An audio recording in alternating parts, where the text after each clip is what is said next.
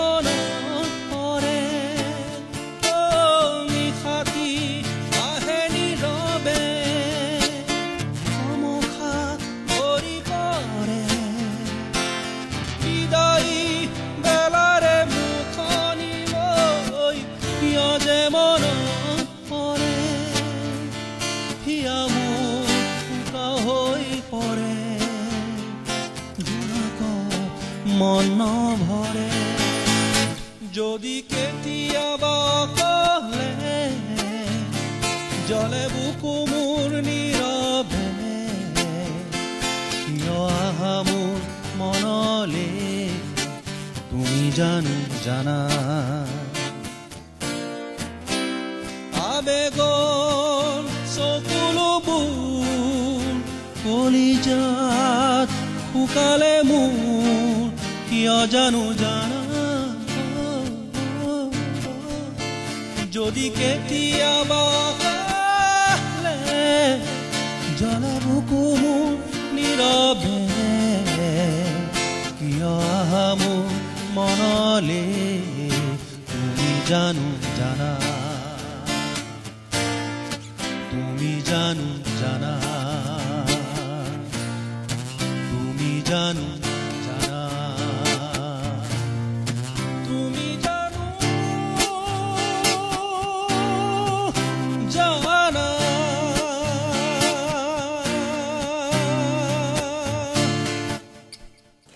জিতুল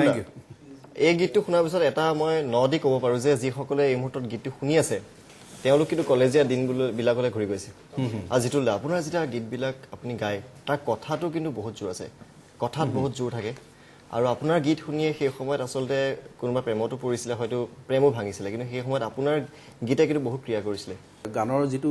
প্ৰথম যিটো তাৰ জন্মৰ মুহূৰ্তটো হয়তো সুৰকাৰজনৰ লগতো কেতিয়াবা হ'ব পাৰে বা হয়তো এজন যদি লিৰিচিষ্ট বা যি গীত লিখে গীতিকাৰৰ কলমৰ পৰাও ওলাব পাৰে মোৰ আচলতে মই খুব সৌভাগ্যৱান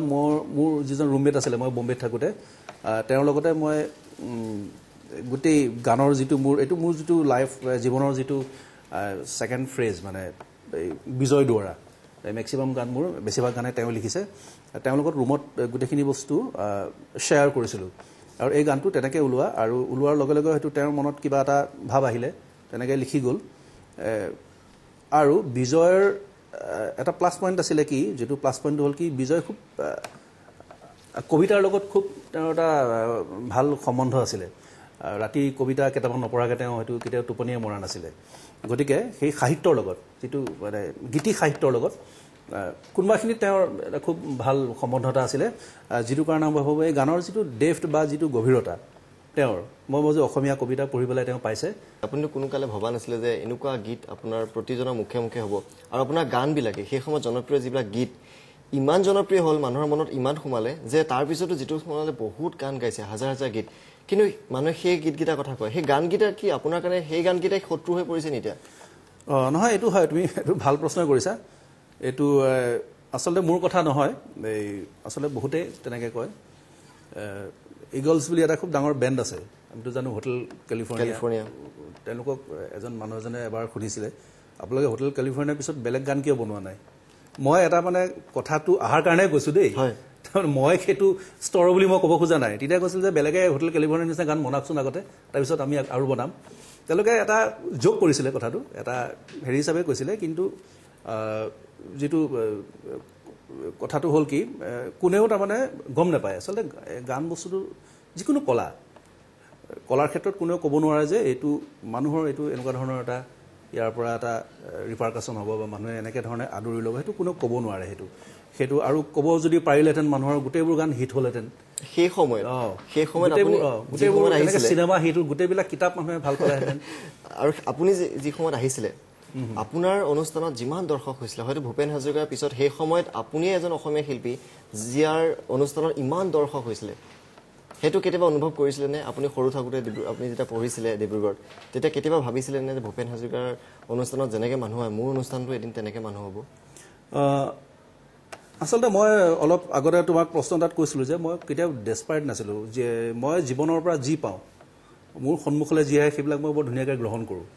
গতিকে কিবা এটা পাম বুলি এনেকুৱা ধৰণৰ মোৰ প্ৰতি মানুহে এনেকৈ ৰখি থাকিব দুপৰ নিশা পুৱতি নিশালৈকে বা খুব গানবিলাক এনেকুৱা ধৰণৰ হিট হৈ যাব তেনেকৈ ভাবা নাছিলোঁ আচলতে জাৰ্ণিটো মই খুব এনজয় কৰি আছিলোঁ এতিয়া মোৰ মন গৈছে আমাৰ অতি আদৰ অতি প্ৰিয় আমাৰ হিৰুদা বুলি ক'লে সকলোৱে জানে হিৰুদাৰ কবিতা এটা আচলতে মই গানৰ নিচিনাকৈ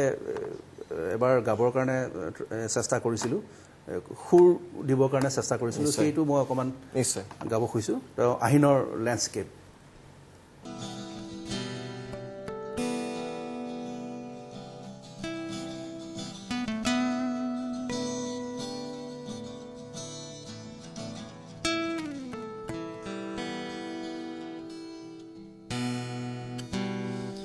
শেষ হৈ গ'ল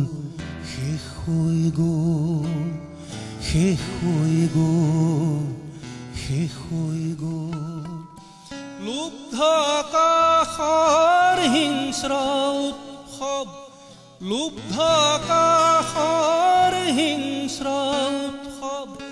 লুব্ধ আকাশৰ হিংস্ৰ উৎসৱ উখল মাখল পথাৰত এতিয়া বলিছে সেউজীয়া ঢল উখল মাখল পথাৰত এতিয়া বলিছে সেউজীয়া ঢল শেষ হৈ গ'ল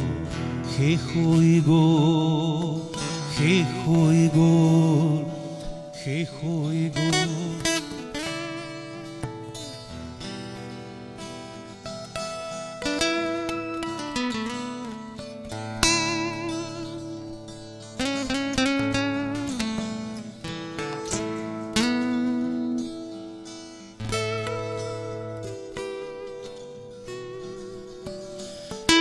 তামস আকাশখনৰ স্তব্ধতা ভাঙে কোমল কহুৱা ফুলে কবিতাৰো বতৰ আছে আহিনৰ আকাশত কানে কানে ক'লে লুব্ধ আকাশৰ হিংস্ৰ উৎসৱ লুব্ধ আকাশৰ হিংস্ৰ উৎসৱ লুব্ধ আকাশৰ হিংস্ৰ উৎসৱ উখল মাখল পথাৰত এতিয়া বলিছে সেউজীয়া ঢল শেষ হৈ গ'ল শেষ হৈ গ'ল শেষ হৈ গ'ল শেষ হৈ গ'ল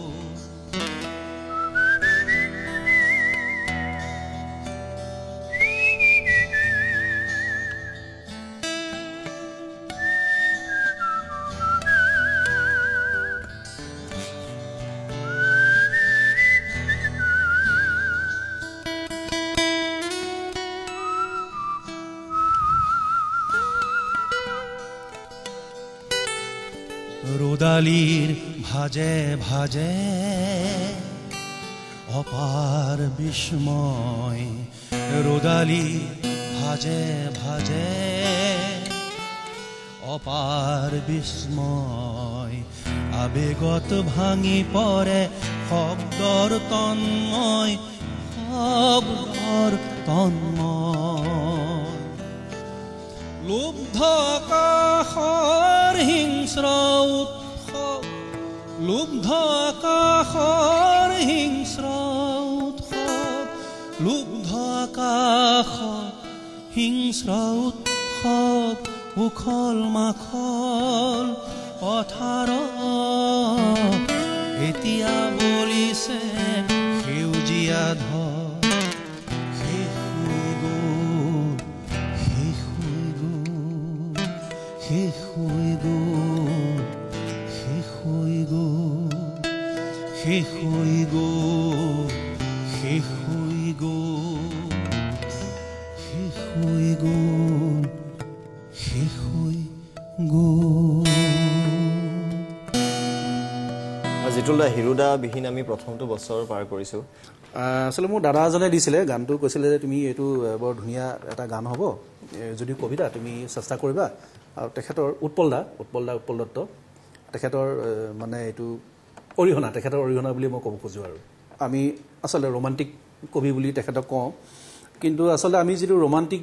শব্দটো যিটো অৰ্থত ব্যৱহাৰ কৰোঁ আচলতে হিৰুদাৰ লগত সেই কথাটো নাকাটে তেওঁ আচলতে সেই ৰোমান্টিচিজমৰ সীমা পাৰ হৈ তেওঁ নিজস্ব যিটো ব্যক্তিগত সীমা সেই সীমাটো পাৰ হৈ পেলাই তেওঁ সৰ্বজনৰ লগত মিলিত হৈ গৈছে আৰু তেওঁৰ গানবিলাকৰ যিবিলাক আমি